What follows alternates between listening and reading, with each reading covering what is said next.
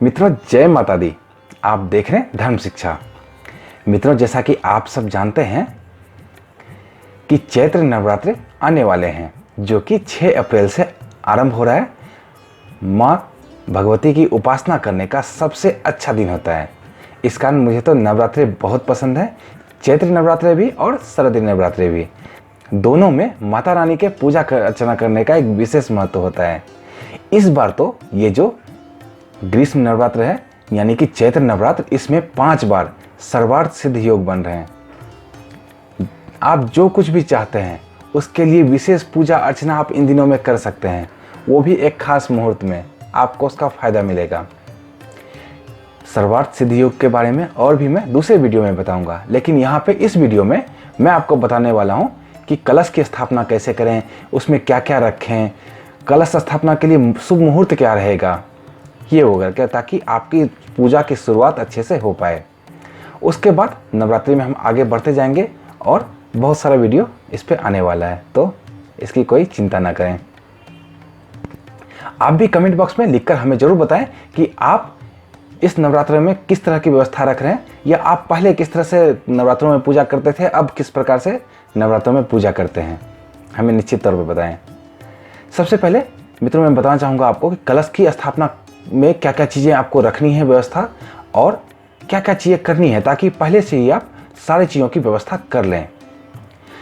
देखिए, सबसे उत्तम इसमें होता है मिट्टी का कलश। मिट्टी का कलश ये रखें आप, ये ज़्यादा उपयुक्त होता है। इसको बाद में आप विसर्जित भी कर सकते हैं। नारियल चाहिए होगा आपको, मौली चाहिए होगा, और कलश में देने के लिए गंगा जल, सिक्के, दूर्वा, पुष्प, अक्षत और सुपारी, ये चीज़ें चाहिए होंगी। इसके साथ ही आपको चाहिए होगा जौ। जौ क्यों? कलश के बगल में आप मिट्टी पे जौ उगाएंगे, जो कि कलश स्थापन के दिन ही आप मिट्टी के अंदर जौ रखेंगे, और उसमें जयंती होगी, जो कि 8 से 9 दिन के बाद इतने बड़े बड़े जयंती हो जाते हैं। इस पूजा में उसका बहुत महत्व है। तो इन चीज़ों की आपको कलश के लिए तैयारी रखनी होगी। अब बात आती है कि कलश की स्थापना 6 अप्रैल को किस मुहूर्त में करें। कौन सा मुहूर्त शुभ रहेगा 6 अप्रैल को कलश स्थापना के लिए?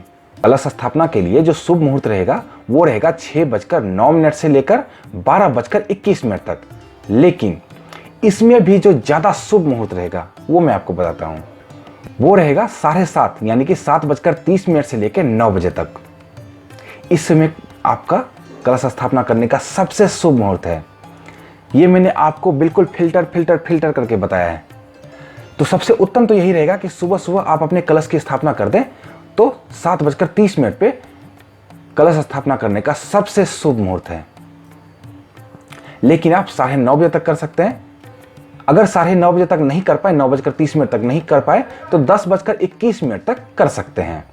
लेकिन अगर 10:21 तक भी नहीं कर पाए आप किन्हीं वजहों से, चाहे जो भी वजह आपके यहाँ हो, जो भी कारण हो उसका, तो इस बात का ध्यान रखें कि 11:58 से लेकर 12:29 तक 6 अप्रैल को कलश स्थापना नहीं करनी है अपने को।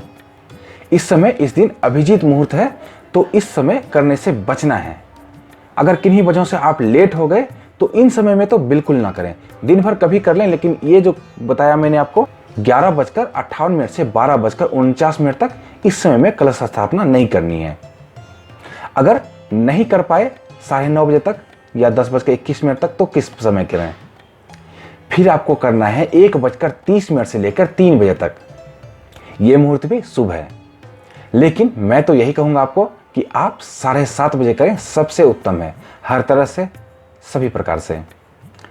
अब जान लेते हैं ये नवरात्र कैसे अन्य नवरात्रों से इस बार खास बन रहा है। कैसे हम कह सकते हैं कि ये नवरात्र अन्य नवरात्रों से खास है? इस बार 5 बार सर्वार्थ सिद्ध योग बन रहे हैं इस नवरात्रि में, और साथ ही 14 अप्रैल को रामनवमी है। भगवान राम का इस दिन जन्म हुआ था, और इस बार संयोग से 14 अप्रैल को पुष्य नक्षत्र है, और भगवान राम का जब जन्म हुआ था उस समय भी रामनवमी के दिन, उस दिन पुष्य नक्षत्र ही था। तो इस बार रामनवमी बनाने के लिए भी ये 14 अप्रैल का दिन जो है ये अत्यंत शुभ है, क्योंकि सारे संयोग इसमें वही मिल रहे हैं जो उस समय थे। तो ये नवरात्र जो है बहुत खास है। किसी प्रकार के सिद्ध करने के लिए, किसी प्रकार के टोने टोटके करने के लिए भी, और भगवान राम की पूजा अर्चना करने के लिए भी, और माँ देवी शक्ति की पूजा अर्चना करने के लिए भी। बहुत ही खास है। यहाँ पे मैंने आपको इस वीडियो में बताया कि कलश स्थापना किस समय कर सकते हैं और कलश स्थापना करने के लिए आपको किन चीज़ों की जरूरत पड़ने वाली है। तो उम्मीद है मित्रों आपको ये वीडियो पसंद आया होगा।